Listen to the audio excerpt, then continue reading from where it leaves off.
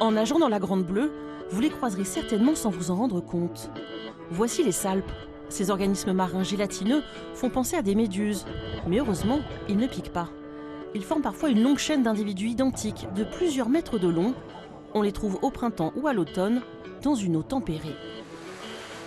Pour découvrir les mystères des salpes, rendez-vous dans la baie de Villefranche-sur-Mer.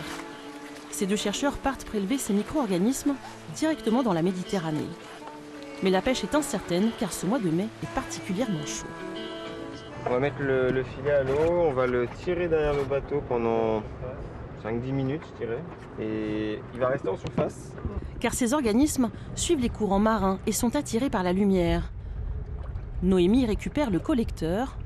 Elle transfère le tout dans un seau transparent. Résultat.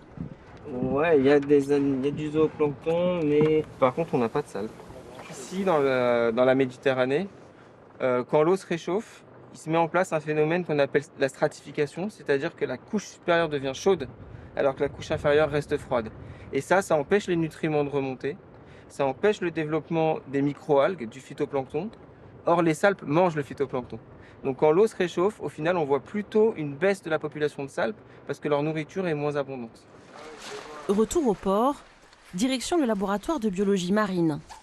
Depuis 3 ans et demi, Alexandre Allier étudie ces animaux étranges, des indicateurs environnementaux fragiles conservés quelques jours dans les aquariums. L'année dernière, il avait réussi à en capturer quelques-unes. Elles forment des colonies comme des tourbillons. Les autres sont conservées au frais dans des éprouvettes remplies de formol. Elles mesurent 1 cm et font partie de l'espèce la plus répandue des salpes, les Thalia democratica. Là, je suis tout simplement en train d'enlever le formol et de faire des rinçages avec une solution dont la salinité est proche de l'eau de mer. Le meilleur moyen de les observer, c'est de les passer ensuite sous la loupe. On pourrait penser qu'on voit une salpe, cet animal, là, mais en réalité, cette salpe, elle héberge une colonie de salpes qu'elle est en train de produire, qui va, dans quelques heures, être relâchée, puis ensuite, elles vont grossir, et à leur tour, ces individus vont boucler le cycle pour produire de nouvelles chaînes d'individus. La salpe est dotée de muscles, d'un ganglion nerveux, un mini-cerveau et même d'un estomac, ici en jaune.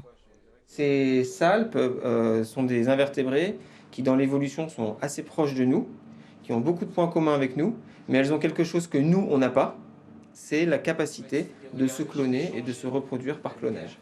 Au cœur de cet organisme se trouvent des cellules souches visibles et très actives. Leur étude pourrait servir à la recherche contre le cancer.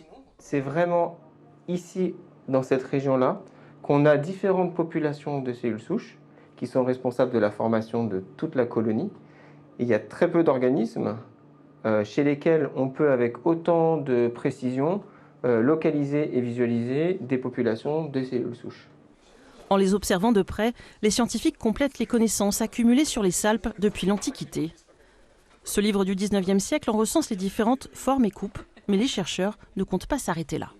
On peut imaginer que ça puisse être un bon modèle pour comprendre comment les cellules souches fonctionnent chez les animaux dans des contextes de cancer, mais aussi dans des contextes développementaux plus larges. L'idée, c'est de séquencer l'intégralité des gènes exprimés par ces cellules souches à différents moments au cours de l'année et de voir comment ces fluctuations environnementales impactent sur les gènes exprimés par les cellules souches. Ces passionnés vont donc poursuivre leurs études sur ces individus extraordinaires. L'histoire du grand livre des salpes n'est pas encore terminée.